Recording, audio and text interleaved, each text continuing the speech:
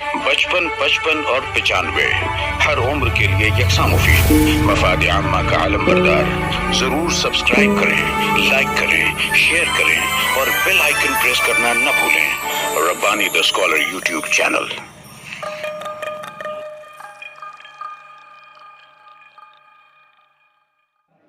نہیں، اصل میں وہ نستعلیق نے نہیں لکھا ہے. ڈاکٹر اقبال برقی صاحب نے اپنی کہانیوں کے ذریعے شہر اعظم مالکوں کا نام روشن کیا. اچھا وہ نظام نے بتا دیا. آئیے میں دوسرے مبصر کے طور پر ڈاکٹر مبین نذیر صاحب کو مدعو کرتا ہوں کہ تشریف لائیں اور اپنا تبصرہ، اپنا اظہار خیال پیش کریں.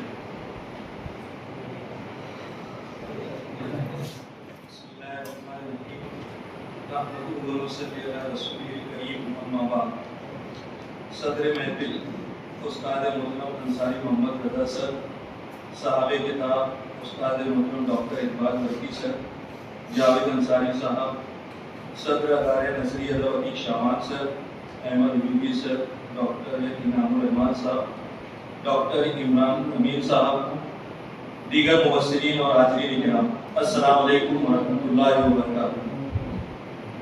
استاد محترم ڈاکٹر اقبال برقی سر کی حیات اور خدمات پر روشنی ڈالنا سورج کو چراغ دکھانے کے مترادف ہے. مفید اور معیاری ادب اطفال کی تخلیق کے معاملے میں شہر عزیز میں سب سے بلند قامت شخصیت ڈاکٹر اقبال برقی صاحب کی ہے. یہ بات میں سر کی حیات اور خدمات کا بغور مطالعہ کرنے کے بعد کہہ رہا ہوں. برقی سر کی اب تک تقریباً 20 کتابیں شائع ہو چکی ہیں. نیشنل بک ٹرسٹ اور قومی کونسل برائے فروغ اردو زبان نئی دہلی، ان دونوں اداروں نے سر کی کتابیں شائع کی ہیں. شہر عزیز میں برقی سر کے علاوہ کسی اور قلمکار کو یہ اعزاز نہیں. سر کی کہانیوں کا انگریزی، ہندی، مراٹھی، پنجابی، گجراتی، اڑیا وغیرہ زبانوں میں ترجمہ ہو چکا ہے. برقی سر کی کہانی عقل مند کچھوا کے ہندی ترجمہ کے 18 ایڈیشن شائع ہو چکے ہیں. اس عظیم کامیابی پر میں سر کو دل کی گہرائیوں سے مبارکباد پیش کرتا ہوں. بچوں کے لیے لکھنا یعنی ادب اطفال تخلیق کرنا کوئی بچوں کا کھیل نہیں ہے. ادب اطفال دراصل ادب کا وہ پلسرات ہے جس پر توازن کے ساتھ چلنا ہر قلمکار کے بس کی بات نہیں. بچوں کے لیے لکھتے وقت آپ کو اپنی عمر، اپنے مرتبے اور بھاری بھرکم الفاظ کو ایک طرف رکھنا پڑتا ہے. قلمکار کو بچوں کے دل میں اتر کر ان کی نفسیات، دلچسپیوں اور پسند و ناپسند کو سمجھنا پڑتا ہے. اگر ان کا خیال نہ رکھا جائے تو کتاب تو چھپ جائے گی لیکن وہ بچوں کے دلوں میں جگہ نہیں بنا پائے گی. اس کتاب کا عنوان ہے دور کے ڈھول. عام طور پر دور کے ڈھول سہانے معلوم ہوتے ہیں، ایسا کہا جاتا ہے، لیکن برقی صاحب کے قلم سے نکلی ہوئی یہ کہانیاں دور سے سنی جائیں یا قریب سے پڑھی جائیں بڑی ہی متاثر کن اور مسحور کن ہیں. اگر ادب میں مقصدیت حد سے بڑھ جائے تو وہ ادب نہیں رہتا، پروپیگنڈا بن جاتا ہے اور اس کی افادیت ختم ہو جاتی ہے. لیکن ادب اطفال کا معاملہ الٹا ہے. یہاں مقصدیت کا غلبہ ہی اس کی کامیابی کی ضمانت بنتا ہے، بشرطے کہ اعتدال کا دامن ہاتھ سے نہ چھوٹے. برقی صاحب کی کہانیاں اسی اعتدال کا بہترین نمونہ ہیں. انہوں نے ہر کہانی کے بین السطور تربیت اطفال کے مختلف گوشے اتنی چابک دستی سے پیوست کیے ہیں کہ قاری کو کہیں بھی یہ احساس نہیں ہوتا کہ اسے کوئی نصیحت کی جا رہی ہے یا درس دیا جا رہا ہے. قاری کہانی کے بہاؤ میں بہتا چلا جاتا ہے اور لاشعوری طور پر وہیں پہنچتا ہے جہاں قلمکار اسے پہنچانا چاہتا ہے. میں نے اس مجموعے کی کہانیوں کا گہرا مطالعہ کیا ہے. سر نے کتاب کو بڑی خوبصورتی سے انسانی صفات اور بنیادی ضرورتوں کے گرد بنا ہے. پہلی کہانی ہمت کو دیکھیے.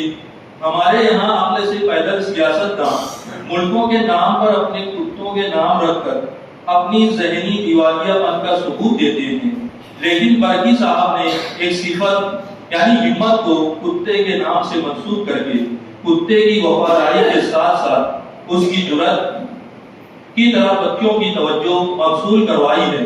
اگلی کہانی ہمدردی ہے. دو اسکول کے بچوں کی آپسی رنجش کو ختم کرنے کے لیے برکی صاحب نے پرندوں کے قصے کا جو سہارا لیا ہے وہ ان کے تخیل کی بلندی کا ثبوت ہے۔ اس کے بعد جانثاری اور ایمانداری کا انعام جیسی کہانیاں ہیں جو بچوں کو باطل کے خلاف سینہ سپر ہونے، ایکٹیویزم کا مظاہرہ کرنے اور عملی زندگی کے نشے و فراز کو سمجھنے کا درس دیتی ہیں۔ اس کتاب میں دو ایسی کہانیاں ہیں جنہوں نے مجھے اندر سے ہلا کر رکھ دیا ہے، ایک ہے گھر اور دوسری ہے استاد۔ کہانی گھر بچوں کو یہ بتاتی ہے کہ مکان صرف اینٹ اور گارے کی چار دیواری کا نام نہیں ہے، بلکہ اسے گھر آپسی الفت و محبت بناتی ہے۔ اس کہانی کی خاص بات یہ ہے کہ برکی صاحب نے اس میں شعبہ تعمیرات کے وہ اردو الفاظ استعمال کیے ہیں جو اب تقریباً متروک ہو چکے ہیں۔ یہ بچوں کے ذخیرہ الفاظ میں اضافے کا ایک بہترین علمی نسخہ ہے۔ اور دوسری کہانی ہے استاد۔ سچ کہوں تو اس کہانی کو پڑھتے ہوئے میری آنکھوں کے کنارے بھیگ گئے اور دل سوز و اداس سے بھر گیا۔ مجھے بے ساختہ میرے رفیق مرحوم پروفیسر محمد امین یاد آ گئے۔ وہ انگریزی کے ماہر تھے، کالج کے شرارتی سے شرارتی بچے بھی ان کا احترام کرتے تھے۔ وہ کہتے تھے یہی میری اصل کمائی ہے۔ انہوں نے عمر کی صرف 38 بہاریں دیکھی، لیکن اس کم عمر میں انہوں نے وہ نقش چھوڑا ہے جو تا دیر باقی رہے گا۔ ابھی میں پانی لانے کے لیے گیا اس نشست کے لیے، تو وہاں بھی میری ملاقات جو ہے سر کے شاگرد سے ہی ہوئی، اور اس نے اتفاق سے مجھ سے پوچھا کہ پانی آپ کس لیے لے کر کے جا رہے ہو؟ تو میں نے کہا کہ کتاب کا اجرا ہے۔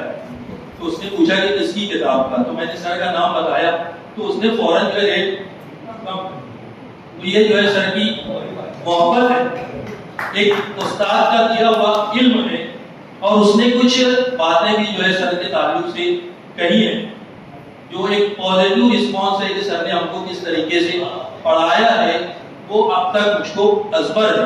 تو یہ استاد کی زندگی کا سرمایہ ہوتا ہے، اثاثہ ہوتا ہے، حاصل ہوتا ہے۔ اس کے لیے میں سر کو مبارکباد پیش کرتا ہوں۔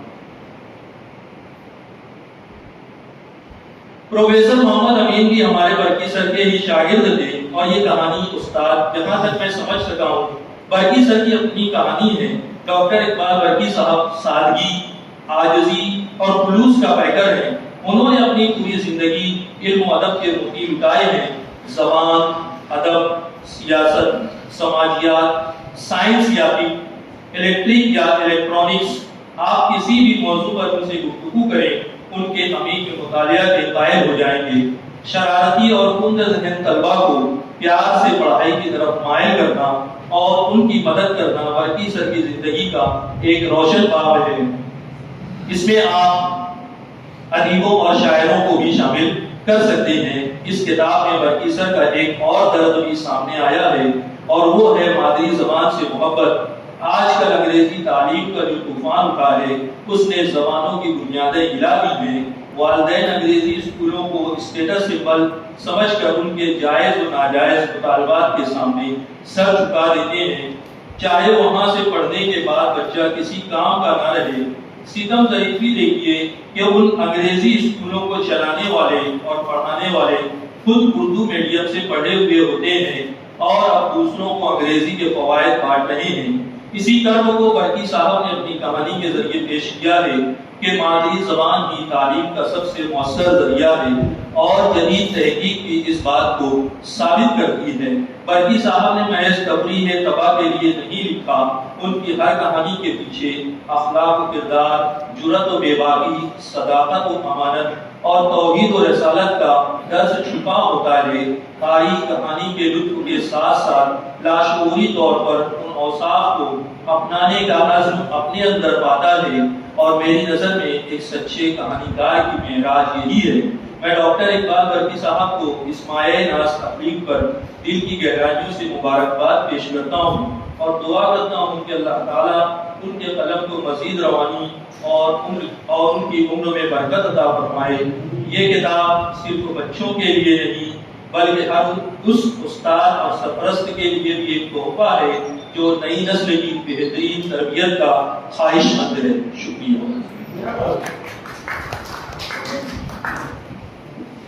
طاہر انجم صدیقی صاحب کے بعد ڈاکٹر مبین نذیر صاحب نے بھی بہترین شاگرد ہونے کا ثبوت پیش کیا، اور جیسا کہ استاد محترم ڈاکٹر اقبال برقی صاحب کا خاصہ رہا ہے، بچوں کے ادب پر ان کا قلم جس انداز سے جولانیہ میں گھیرتا ہے، بالکل اس کا حق ادا کرتے ہوئے ان دونوں مبصرین نے یہاں پر اپنے تبصرے پیش کیے، اور میں ان دونوں صاحبان کو مبارکباد پیش کرتے ہوئے اگلے مرحلے کی جانب چلتا ہوں کہ ہماری اس نشست میں ہمارے دو صاحبان اعزاز بھی یہاں پر، جن کا اعزاز کرنے کے لیے ادارہ نثری ادب کے صدر اراکین نے یہاں پر اعلان کیا تھا، لیکن اس میں پروفیسر ایاز شاہ صاحب جو ہے بیرون شہر ہونے کی وجہ سے وہ تشریف نہیں لا سکے ہیں۔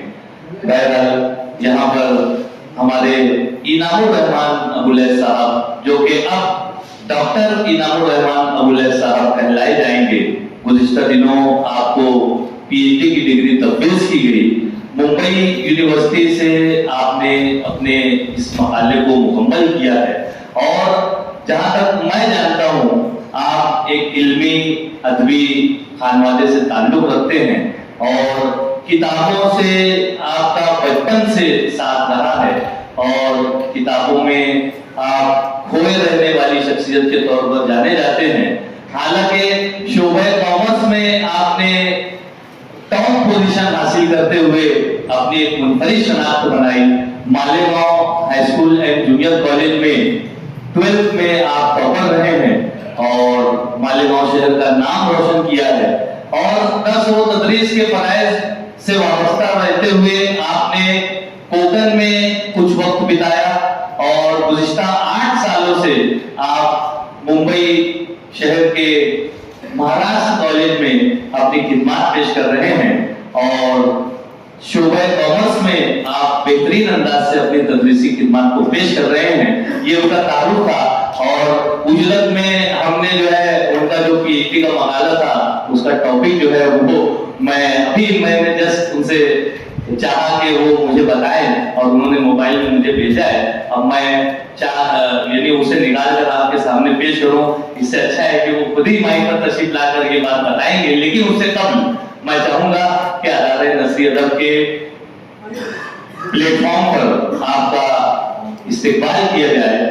میں ادارے کے صدر عتیق شعبان صاحب اور سجاد شفق صاحب اور عامر مختار صاحب، ان سے گزارش کرتا ہوں کہ وہ عزرائے کرم اسٹیج پر آ جائیں، اور ڈاکٹر انعام الرحمان صاحب سے میں گزارش کرتا ہوں کہ عزرائے کرم وہ آگے کی جانب تشریف لے آئیں، اور ہمارے معزز مہمانان بھی یہاں پر موجود ہیں۔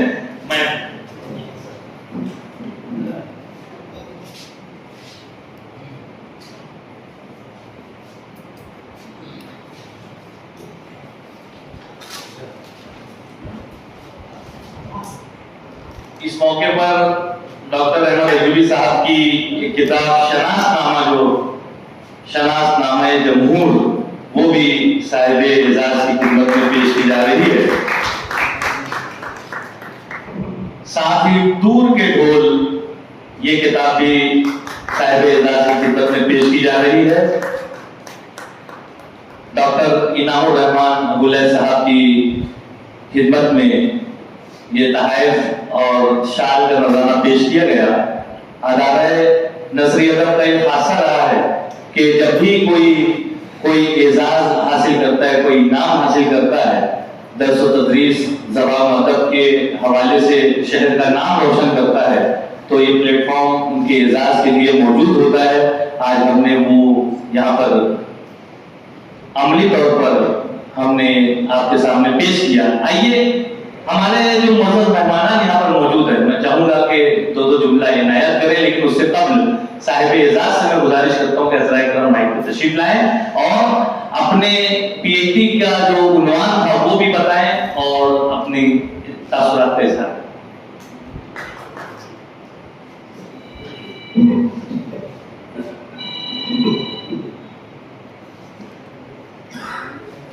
بشاري صدري ويسر لي امري واحلل عقدة من لساني يفقهوا قولي. ربی زدنی علما ربی زدنی علما ربی زدنی علما۔ میں اپنے روزانہ کے شیڈول کے حساب سے اگر بات کروں تو میں آدھا سو رہا ہوں۔ بہرحال جس موضوع کے اوپر مجھے بولنا ہے پہلے اس پر بات کر لی جائے کہ تحقیق ہوتی کیا ہے، ریسرچ کہتے کس کو ہے، یا اس دنیا میں جتنے بھی ایجادات ہوئی ہیں، دریافتیں ہوئی ہیں، تو اس کے پیچھے وہ کیا چیز تھی جو بنیادی طور پر محرک بنی اور دنیا کو الگ الگ فیلڈ میں مختلف ایجادات سے روشناس کرائی۔ ایک صاحب نے اپنی کتاب میں لکھا ہے کہ اس دنیا میں اگر ہم دیکھیں تو اسلام کے آنے سے پہلے جس طریقے سے سپرسٹیشنز پھیلی ہوئی تھیں، جس طریقے سے لوگ وہمات میں اپنے آپ کو پاتے تھے، کبھی کوئی درخت کو خدا مانتا ہے، کبھی کوئی چاند کو پوجتا ہے، کبھی کوئی سورج کی عبادت کر رہا ہے، یہ جو توہمات تھیں، یہ جو وہم تھے، یہی ایکچوئل میں انسان کی زندگی میں ترقی کے لیے رکاوٹ بنی ہوئی، کیونکہ جب کبھی بھی آپ اگر چاند کو خدا مانو گے تو چاند کو مسخر کرنے کی کبھی نہیں سوچو گے، جب کبھی آپ کسی درخت کو خدا مانو گے تو کبھی بھی آپ اس کو مسخر یا اس کو کاٹنے کی بات نہیں سوچو گے۔ یہ اسلام کا احسان ہے کہ اس نے ان ساری چیزوں کو خدا سے کاٹ کر کے دنیا کا ایک جز بنا دیا، اور پھر انسان نے سوچا کہ چاند ایک ایسی چیز ہے جس کے اوپر جایا جا سکتا ہے، جہاں پر ٹریول کیا جا سکتا ہے۔ یہ ساری چیزیں ہیں جو ایکچوئل میں اسلام کی وجہ سے اس دنیا میں پاسبل ہوئی۔ دوسری بات، جہاں تک ریسرچ کی بات ہے تو میں یہ کہوں گا کہ ریسرچ عام طور سے دو فیلڈ میں مانی جاتی ہے، ایک پیور سائنس، دوسرا سوشل سائنس۔ اگر میں پیور سائنس کی بات کروں تو فزکس آتا ہے، کیمسٹری آتا ہے، یہ سب پیور سائنس کی باتیں ہیں جو فزیکل ورلڈ کے اوپر ڈسکس کرتی ہیں۔ آج کی دنیا میں اتنی ساری ایجادات کے بعد بھی ہم دیکھیں تو کچھ چیزیں ایسی ہیں جو اس بات کے اوپر دلالت کرتی ہیں کہ کہیں نہ کہیں ہم پرانے دور سے بہت پیچھے ہیں۔ میں صرف ایگزامپل دوں گا کہ سلطنت سلیمان میں جب ملکہ سبا کے تخت کو ایک جگہ سے دوسری جگہ لے جانے کی بات آئی تو اس وقت ایک جن نے کہا کہ اے سلیمان، میں جو ہے اس تخت کو وہاں سے اٹھا کر کے یہاں پر لا دوں گا اور اس کے لیے اتنا وقت لگے گا۔ سلیمان نے کہا کہ نہیں، مجھے اس سے بھی پہلے چاہیے۔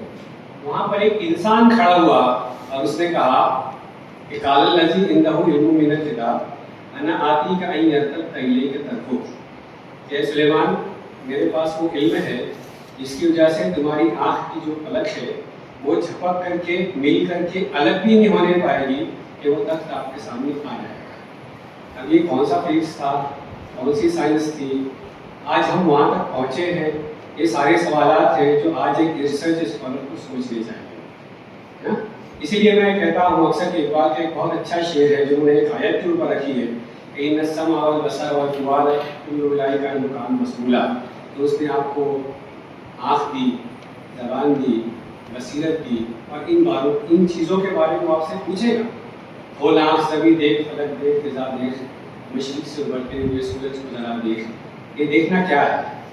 یہ دیکھنا وہ ہے کہ آپ ان کی تہوں تک جائیے، ان چیزوں کی بنیاد تک جائیے اور وہاں تک دیکھیے جو دکھائی نہیں دیتا۔ اللہ کے رسول کی حدیث ہے کہ بار الہ مجھے چیزوں کی اصلیت پتہ ہے، نہ کہ وہ جیسی نظر آتی ہے۔ یہ وہ چیزیں ہیں جو انسان کو ریسرچ طرف لے کر دی جاتی ہیں۔ یہ تو بات ہے ہماری پیور سائنس کی۔ جہاں تک میرے ریسرچ کی بات ہے وہ سوشل سائنس میں آتا ہے۔ سوشل سائنس میں کوئی چیز ایجاد نہیں کی جاتی بلکہ ایک چیز پہلے سے ہوتی ہے، اس کو صرف دریافت کیا جاتا ہے۔ کامرس ایک ایسا شعبہ ہے جہاں پر چیزیں سوشل سائنس کے حساب سے میں نے صرف دریافت کی ہے۔ اب یہاں پر چونکہ لوگ موجود ہیں، سبھی اس بارے میں جانتے ہیں کہ مالیگاؤں میں ایسے آرٹیکلس بنائے جاتے ہیں جس کو ہم اگر انگلش میں کہیں fast growing consumer goods, FMCG article. اس کو اگر ہم کہیں کامرس کی لینگویج میں تو approximately this is the 4th largest sector of Indian economy۔ Indian economy की चौथा सेक्टर ऐसा है जो सबसे बड़ा सेक्टर है। इसमें बड़ी बड़ी कंपनियां हैं जो बहुत हैंडसम प्रॉफिट कमाती है, जैसे हिंदुस्तान यूनिलीवर हो गया, प्रॉक्टर एंड गैम्बल हो गया, ITC हो गया, ब्रिटानिया हो गया, कैडबरी हो गया।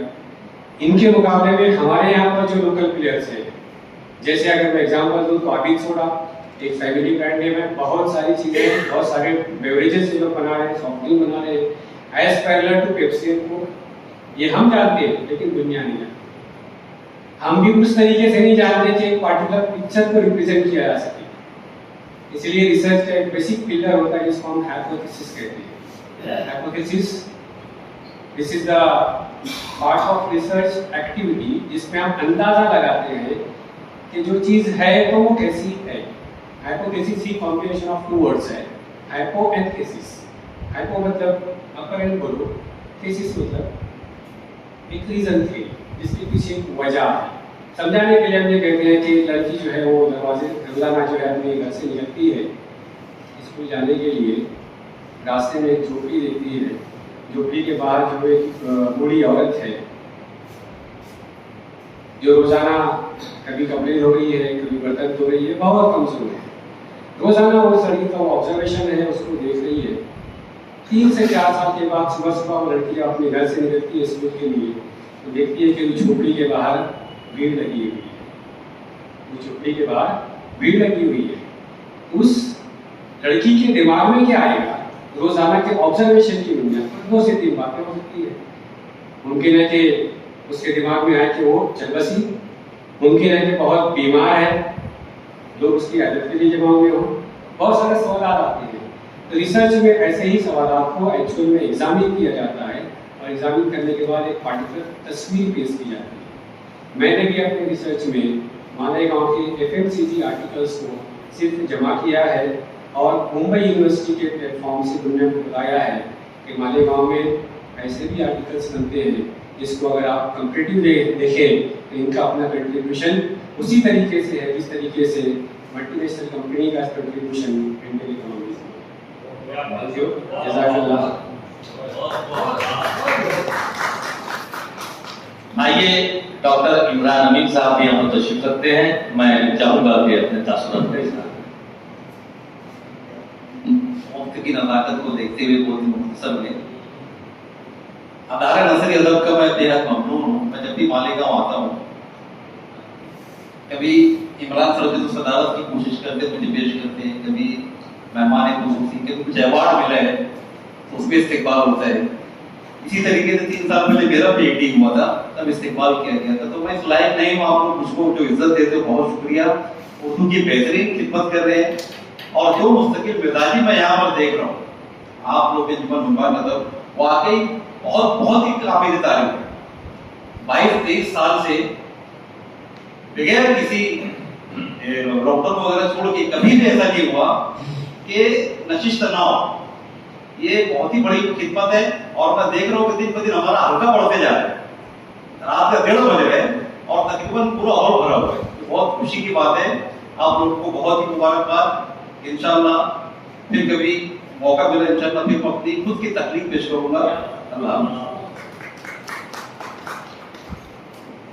बहुत शुक्रिया। डॉक्टर इमरान अमीन साहब ने इख्तिसार के साथ अपने तासुरात का यहाँ पर इजहार किया। डॉक्टर अहमद अयूबी साहब भी यहाँ पर मौजूद हैं और जावेद अंसारी साहब। मैं चाहूँगा कि 2 जुमला इनायत कर दें। 95 हर उम्र के लिए यकसा मुफीद मफाद आम्मा का आलम बरदार। जरूर सब्सक्राइब करें, लाइक करें, शेयर करें और बेल आइकन प्रेस करना न भूलें। Rabbani the scholar YouTube channel. Rabbani the scholar YouTube channel इल्मी, अदबी, दीनी, मिल्ली, समाजी, सकाफती, तहजीबी, फलाही, तिब्बी, फन्नी, माशी, तिजारती, माशरती, इंतजामी, इनकलाबी, तहरीकी, तहकीकी, तकनीकी, तफ्तीशी, तामीरी, तालीमी व मालूमाती यूट्यूब चैनल। जरूर सब्सक्राइब करें, लाइक करें, शेयर करें और बेल आइकॉन प्रेस करें। Rabbani the scholar YouTube channel.